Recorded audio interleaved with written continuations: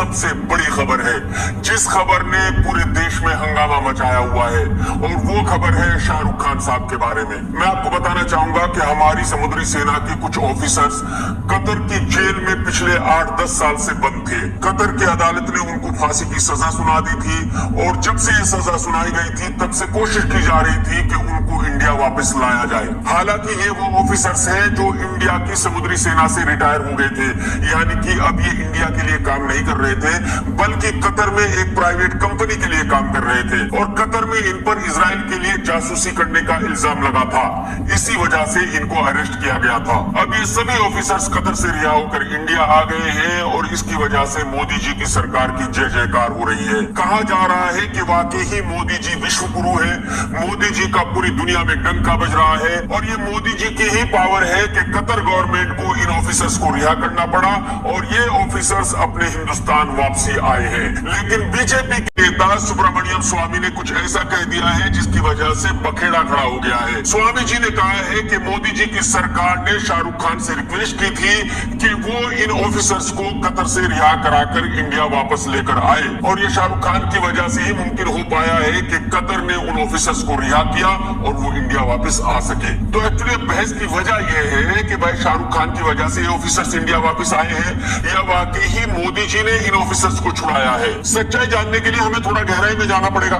देखिए, एक बहुत पुरानी कहावत है कि धुआं तभी निकलता है जब आग होती है, यानी कि अगर कहीं से कुछ धुआं निकल रहा है तो वहां कहीं ना कहीं आग जरूर है, भले ही वो आग दिख ना रही हो। तो अगर धुआं निकला है तो आग जरूर होगी, यानी कि अगर स्वामी जी ने शाहरुख खान का नाम लिया है तो कोई ना कोई वजह जरूर होगी। नहीं तो स्वामी जी किसी का भी नाम ले सकते थे, अमिताभ बच्चन साहब का भी नाम ले सकते थे, आमिर खान का भी नाम ले सकते थे। स्वामी जी ने शाहरुख खान का ही नाम क्यों लिया?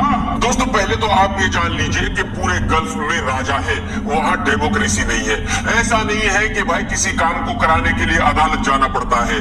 वहां का राजा जो कह देता है वही फाइनल है। हो सकता है कल को किसी को फांसी होने वाली हो, आज राजा कह दे कि भाई इसको छोड़ दो, बल्कि इसको एक प्लेन भी गिफ्ट कर दो, तो उसको प्लेन भी गिफ्ट किया जाएगा और वो रिहा हो जाएगा। कोई पूछने वाला नहीं है कि भाई ऐसा क्यों किया गया। और कतर में भी राजा है, जो राजा कह दे वही फाइनल है। और ये भी आप सभी जानते हैं कि यूएई के ब्रांड एम्बेसडर है शाहरुख खान साहब। जो यूएई के रूलर्स है वो शाहरुख खान के दोस्त है, यानी कि एक तरह से बिल्कुल लंगोटिए यार है। जो शाहरुख खान कह दे वही हो जाएगा। यहाँ ये बात जानना भी बहुत जरूरी है कि कुछ ही महीनों के बाद अपने देश में इलेक्शन होने वाले हैं, तो जाहिर सी बात है इस वक्त सरकार को जनता को दिखाना है कि देखो भाई सरकार बहुत मजबूत है, सरकार बहुत बढ़िया काम कर रही है, और सरकार हर हिंदुस्तानी के लिए खड़ी है। और इसी सही वक्त पर इन ऑफिसर्स को कतर से छुड़ाया गया है, इंडिया वापस लाया गया है। हालांकि ये ऑफिसर्स कतर की जेल में तकरीबन 10 सालों से बंद थे, तब से इनको नहीं छुड़ाया गया था। तो एक तरफ तो इलेक्शन आने वाले हैं, और इस वक्त में दिखाया जा रहा है कि मोदी जी बहुत ही कमाल के प्राइम मिनिस्टर है। दूसरी तरफ ये ऑफिसर्स तकरीबन 10 सालों से जेल में बंद थे कतर की, और इनको छुड़ाकर अभी वापस लाया गया है। तीसरी तरफ स्वामी जी ने शाहरुख खान का नाम लिया है। तो इसका मतलब ये है कि दाल में कुछ काला है, लेकिन अभी भी स्वामी जी पर इतनी आसानी से यकीन नहीं किया जा सकता। तो हम थोड़ी और गहराई में चलते हैं। आप सभी जानते हैं कि एनसीबी ऑफिसर समीर वानखेड़े ने शाहरुख खान के बेटे आर्यन को गिरफ्तार किया था। 28 दिनों तक जेल में रखा था बिना किसी क्राइम के। खबरों के मुताबिक समीर वानखेड़े ने शाहरुख खान से 25 करोड़ रुपए की मांग भी की थी। शाहरुख खान साहब इतने डिग्निफाइड आदमी है कि जब 28 दिन तक आर्यन जेल में था, उन्होंने एक स्टेटमेंट भी नहीं दिया था, उन्होंने कुछ नहीं कहा था। वो सिर्फ और सिर्फ चुपचाप अपने बेटे की रिहाई का इंतजार कर रहे थे। मैंने उस वक्त एक वीडियो बनाया था, वो आज भी मेरे चैनल पर अवेलेबल है। मैंने उस वीडियो में कहा था कि समीर भाई, आपने बहुत बड़ी गलती कर दी अपनी जिंदगी की, आपको इस गलती की सजा जरूर मिलेगी। मैं गारंटी के साथ कह सकता हूं कि आपकी नौकरी भी जाएगी और आपको जेल भी जाना पड़ेगा। हर हाल में आपको कोई बचा नहीं सकता। उसके बाद ये हुआ कि सीबीआई ने समीर वानखेड़े के खिलाफ एक केस दर्ज किया, और समीर वानखेड़े ने भी बड़ी होशियारी से अदालत में जाकर अपने आप को बचा लिया, जमानत ले ली। मतलब ये एक कमाल का केस था कि हिंदुस्तान की सबसे बड़ी एजेंसी सीबीआई समीर वानखेड़े को अरेस्ट करना चाहती थी, लेकिन अदालत ने उसको जमानत दे दी। अदालत ने ये कहा कि नहीं, इसको अरेस्ट नहीं किया जा सकता। यानी कि समीर ने भी अपनी फुल पावर यूज की थी। कोई आम आदमी होता तो भाई साहब उसको जमानत मिल ही नहीं सकती थी, जबकि सीबीआई किसी को अरेस्ट करना चाहती हो तो उसको जमानत कैसे मिल सकती है? तो इसका मतलब ये हुआ कि समीर ने भी अपनी फुल पावर यूज करके अपने आप को बचाया था। इसके बाद शाहरुख खान की फिल्म जवान आई, जिसमें एक डायलॉग था कि बेटे को हाथ लगाने से पहले बाप से बात कर, और इस डायलॉग पर समीर ने रिएक्शन दिया था कि मैं डरता नहीं हूं शाहरुख खान से, शाहरुख खान कोई भी हो। जबकि शाहरुख ने समीर को डायरेक्टली कुछ भी नहीं कहा था, तो समीर को कोई रिएक्शन नहीं देना चाहिए था, लेकिन समीर ने रिएक्शन देकर यह साबित कर दिया था कि वो छोटा आदमी है, छोटी बात कर रहा है। तो एक्चुअली जब समीर वानखेड़े को जमानत मिल गई थी, सीबीआई उसको अरेस्ट नहीं कर पाई थी, तो ये मान लिया गया था कि भाई समीर जीत गया है, शाहरुख हार गया है। और शाहरुख खान साहब का एक डायलॉग है कि हार कर जीतने वाले को ही बाजीगर कहते हैं, तो शाहरुख खान साहब किसी से हार जाए ये मुमकिन नहीं है, और शाहरुख खान समीर वानखेड़े को माफ कर दे ये भी मुमकिन नहीं है। उसकी वजह यह है कि आर्यन को 28 दिन जेल में रखा गया था, बड़े बड़े क्रिमिनल्स के बीच में। उन 28 दिनों के दौरान वहां आर्यन को कुछ भी हो सकता था, यानी कि एक तरह से आर्यन की जिंदगी खतरे में थी, और वो बच्चा 28 दिन के बाद जेल से सही सलामत वापस आ गया था। ये अपने आप में एक बहुत बड़ी बात थी। तो एक तरह से कहा जा सकता है कि समीर ने शाहरुख के बेटे की जिंदगी पर हमला किया था।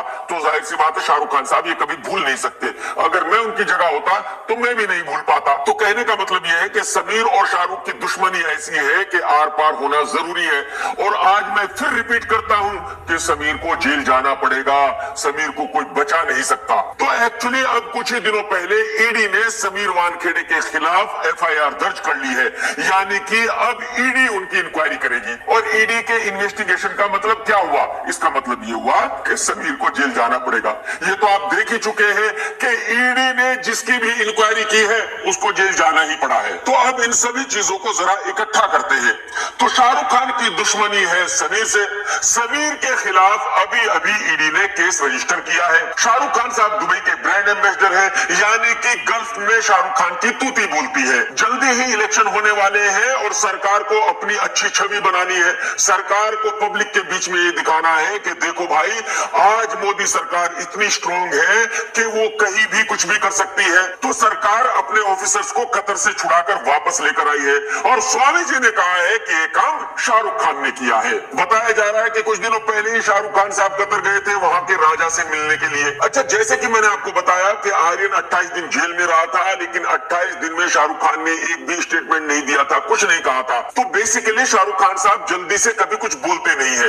लेकिन जब स्वामी जी ने शाहरुख खान का नाम लिया कि शाहरुख खान ने ही कतर में जाकर उन ऑफिसर्स को छुड़ाया है, तो शाहरुख खान के मैनेजर ने एक ऑफिशियल स्टेटमेंट रिलीज किया और उसमें कहा कि शाहरुख खान का इस बात से कतई कोई लेना देना नहीं है। भाई, जब सरकार कुछ नहीं कह रही है, मीडिया कुछ नहीं कह रहा है, कोई हकीकत नहीं है, तो शाहरुख खान के मैनेजर को एक स्टेटमेंट रिलीज करने की क्या जरूरत पड़ी थी?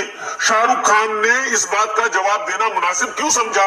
शाहरुख खान साहब इस बात को अवॉइड कर सकते थे, और शाहरुख खान साहब ने खुद स्टेटमेंट नहीं दिया, बल्कि उनकी मैनेजर ने ये स्टेटमेंट दिया। तो इस बात से फिर साबित होता है कि दाल में कुछ काला है। तो मेरे ख्याल में इस पूरे डिस्कशन से आपकी समझ में वो आ गया होगा जो मैं कहना चाह रहा हूं। तो मैं इस नतीजे पर पहुंचा हूं कि इस वक्त में एसआरके को सरकार की जरूरत है समीर वानखेड़े को ठिकाने लगाने के लिए, और सरकार को एसआरके की जरूरत है अपनी अच्छी छवि बनाने के लिए। तो हो सकता है कि वही सच हो जो स्वामी जी कह रहे हैं, क्योंकि मैं फिर से रिपीट करता हूं कि बिना आग के धुआं नहीं निकलता। मैं यहाँ गारंटी के साथ कुछ भी नहीं कह रहा हूं, ये आप खुद ही डिसाइड कीजिए कि जो स्वामी जी कह रहे हैं वो सच है या गलत है।